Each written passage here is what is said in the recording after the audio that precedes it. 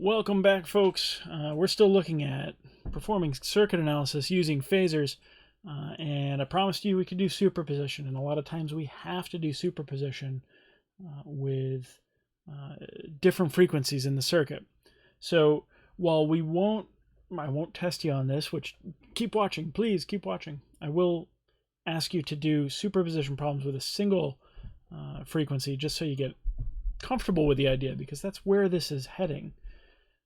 So I got a problem picked out for you, and we're going to break it up using superposition and then put it back together. So it looks something like this.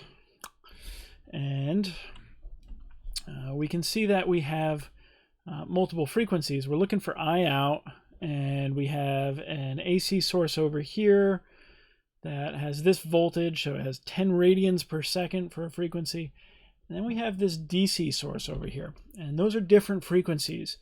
DC is 0 radians per second, or 0 hertz, and we can analyze it that way. So I want you to see this problem because it's the reason we learn superposition. It's incredibly important to be able to analyze a circuit responding to any signal. That's what comes in the next class.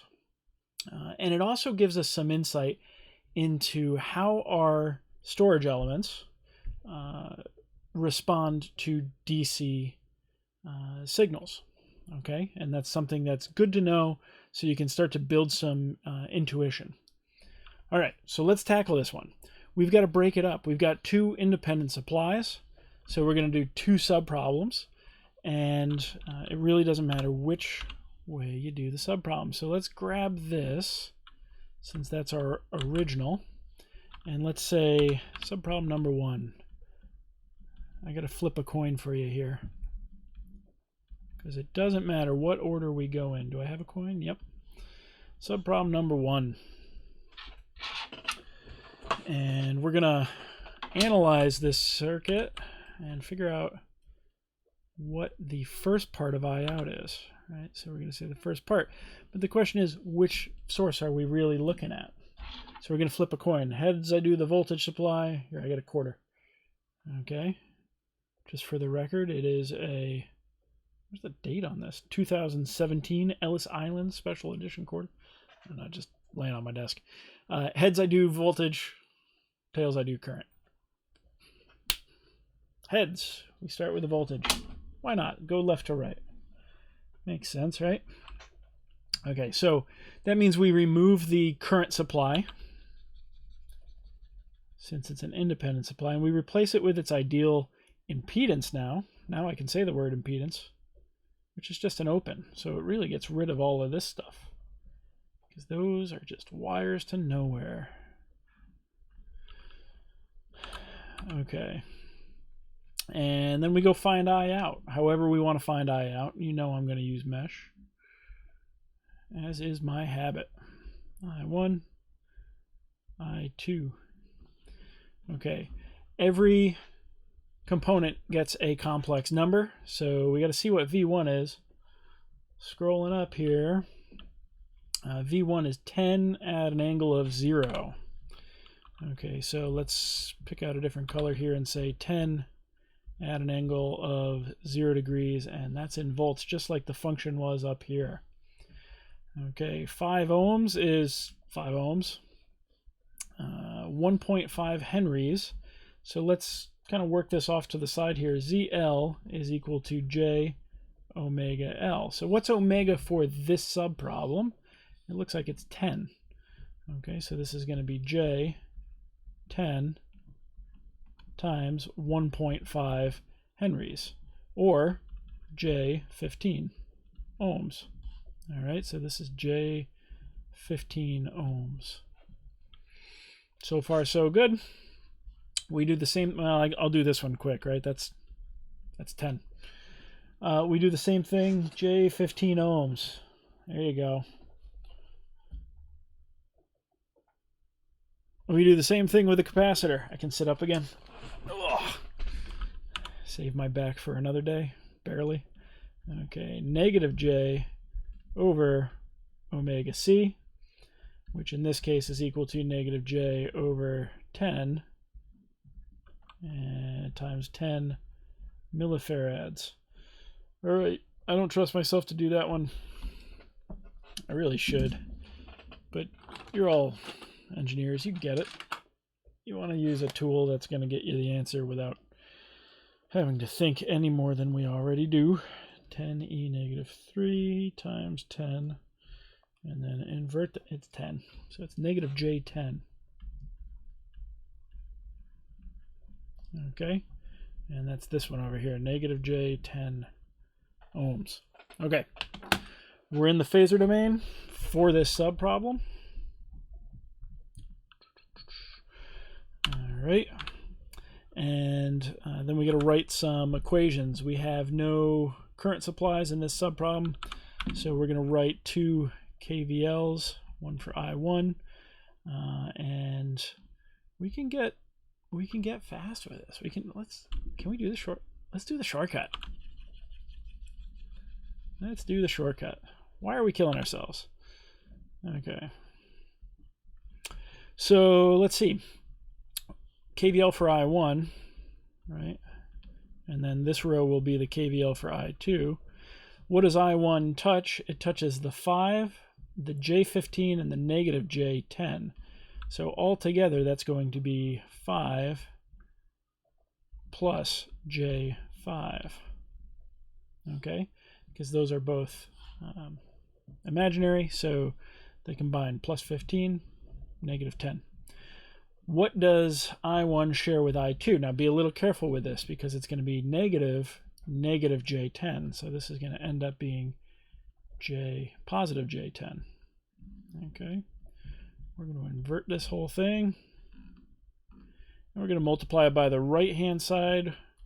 And we went up 10 at an angle of 0. Okay, that one's done.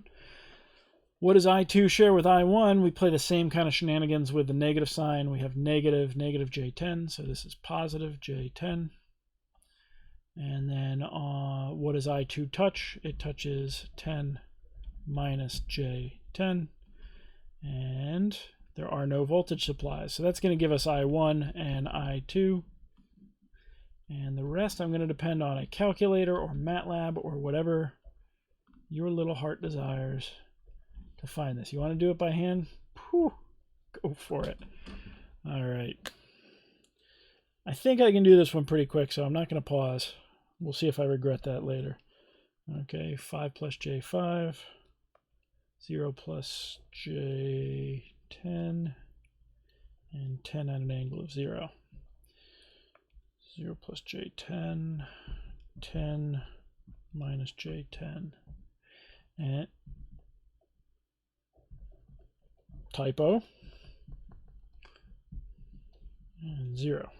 There we go. All right, from that, let me store them just so I don't ever have to type that in again. Hopefully, we get 707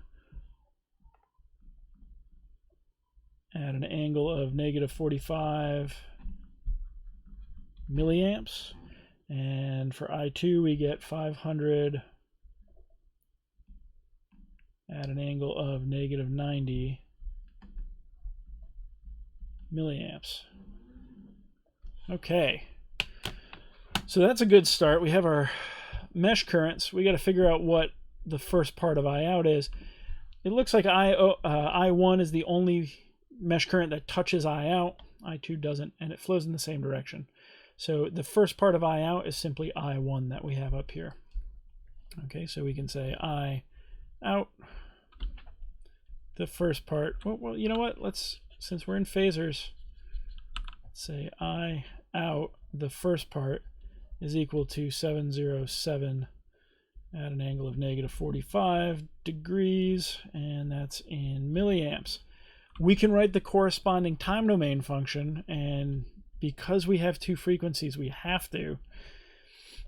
Okay, we can say the first part of I out as a function of time is 707 cosine.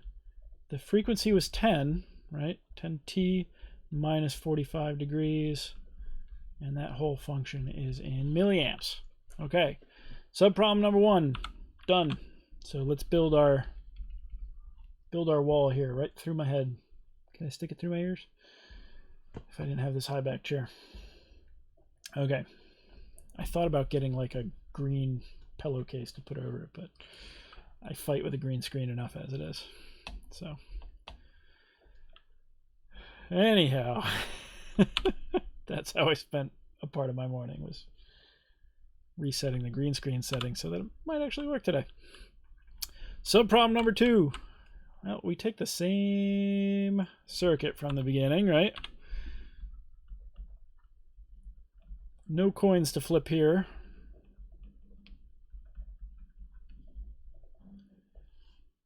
We figured out what this does to I out. Now we got to figure out what the 3 amp does to I out. Okay, so this is going to get replaced by its ideal impedance, which is a short. So it's going to look like that. Now we're going to play the same game with phasors. If you get comfortable with these results, you can do it very quickly. Oh yeah. Yep, I know what the answer is already. It's -2. Bear with me. See? Okay, if you want to do that in your head like I just did it, you can pay attention. Okay, every component gets a complex number, right? So this is 5 ohms. This one is 10 ohms. This one is 3 at an angle of 0. Its frequency is 0, right? So 3 at an angle of 0. Omega equals 0 because it's a DC supply, radians per second. I suspect I'm behind my head. Yep. Okay. Now, where it gets a little trickier is with ZL, J omega L. So, well, omega is 0. So this is equal to J0. And then it doesn't matter what the inductor is, but I'll write it. So this is all equal to 0. 0 ohms. Okay, we have a special name for 0 ohms, right? That's a short. Okay, well, if the inductor is a short at DC, anybody want to take a guess at what happens to the capacitor at DC? We get -J over omega C, so we get -J over 0, where's C? 10 millifarads, not that it matters because we're dividing by 0, so we get infinity ohms, and our special name for infinity ohms is an open. Okay, so that's kind of one of the reasons I wanted to do this particular superposition problem, because there's some shortcuts that we can take when we know we're analyzing a circuit with inductors and capacitors, and they're at and the frequency is DC. So at DC, okay, direct current, also known as 0 hertz, 0 radians per second. You may also see it described as steady state. Those are the 4 that come to mind right away. Maybe you can find other ways that books will ask you this, or you may run into it in practice. But those are the 4 that I see regularly. Let me know if you find another one. I'd love to include it so that future students can be aware of it as well. Okay, when that's true, okay, we get an inductor turns into a short,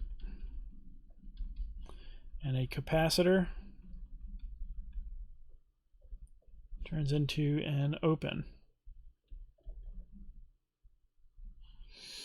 Okay, so those are like good facts to stick in your head, and I'm like, can I emphasize that anymore?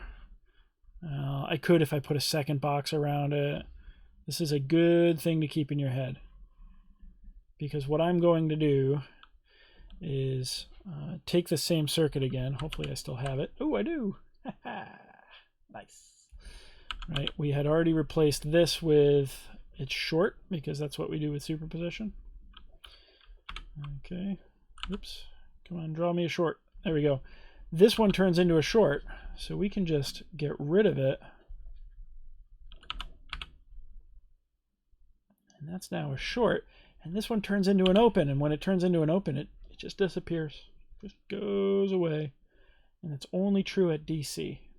Okay, so I looked at this and I actually said, hey, this is a current divider. I have two things that are in parallel. I know the current flowing into them, and I want to know the current flowing this way through this branch. This is 1/3 of the combined resistance, so I'm going to get 2/3 of the total current, and it's going to flow the opposite direction, so it's going to be -2. If you don't see that, do some analysis. Nodal, mesh, I don't care. You could argue you should do nodal because there's only one non-reference node. But you could also just say do mesh because it's fast and reliable, and that's I2, believe it or not. I'm just kind of cramped in here. And we have a wonderful way to do mesh very quickly. Okay, so 1 KVL, 1 KCL. The KVL is going to be, what does I1 touch? It touches 15. What does it share with I2? It shares 10. The KCL, and there's 0 over here. The KCL, does I1 touch the current supply? No. Does I2 touch the current supply? Yes, and it goes in the opposite direction, and it has a value of 3. That's going to give us I1 and I2. I'm dangerously close to my forehead. God forbid I lose any more hair. Okay. So we get -3 amps for I2. I did that one just looking at the equations. And then 15, -10, 0, 0, -1, and 3. And we get -2 for I1. That's what I thought it would be, but I thought since I did the analysis, I should do it out and see that it's correct. Okay, so this is the second part of I out. Oop, if I'm being good, I'm also going to label it up here. It's the second part of I out. Okay, and the second part of I out, let's talk about it as a phasor first, although it's kind of a boring phasor since it's DC. It's not rotating. Its frequency is 0. Let's see. Does I1 touch it? Yep, and it goes in the same direction. Does I2 touch it? Nope. So we're done. So it's just -2. Now, moving back to the time domain, we can do it, okay, the same way that we've done it. We take the magnitude of this, -2, it's the coefficient of a cosine. The frequency is 0 in front of t, right? And the angle is 0. So that's it. Well, what's the cosine? Well, don't forget the unit. What's the cosine of 0? Doesn't matter what time it is. All of this drops out to 0, right? No, it doesn't. It drops out to 1. You were going to yell at me, right? Okay, so it ends up being that the time domain expression for the second part of t is just -2 amps, the same as the phasor.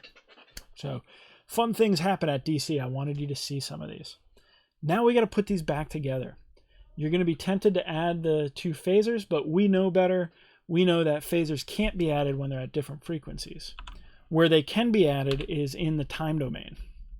Okay, so if I want to know I out as a time domain expression, I take the first part of I out as a time domain expression, and I add the second part of I out as a time domain expression. Okay, so I'm going to reorder those a little bit. Should I? Nah, it should be good. I'll keep them in the same order.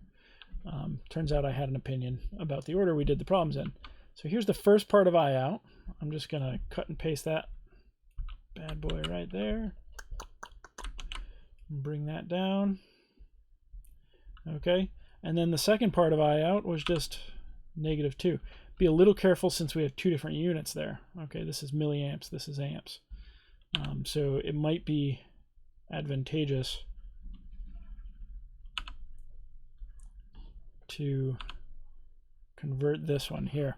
So we have 0.707 cosine 10t at an angle of -45 minus 2, and that whole function is now in amps. Okay? So we can do superposition. Sometimes we have to do superposition, and that's because we have multiple frequencies in the circuit. Fun things happen at DC. Inductors look like shorts. Capacitors look like opens. So if we were taking on ground exams, I would say write that on your cheat sheet that I let you have. But that's not going to be the case this semester. Don't get those backwards, okay? Keep that stuff in mind. Inductors are shorts. Capacitors are opens. All right. I'm going to dig up, I think, 2 more AC phasor analysis examples, and then we're going to talk about other stuff, other ways the circuit can start to move, other dynamic things that can happen to a circuit. Okay? So, stay tuned and good luck.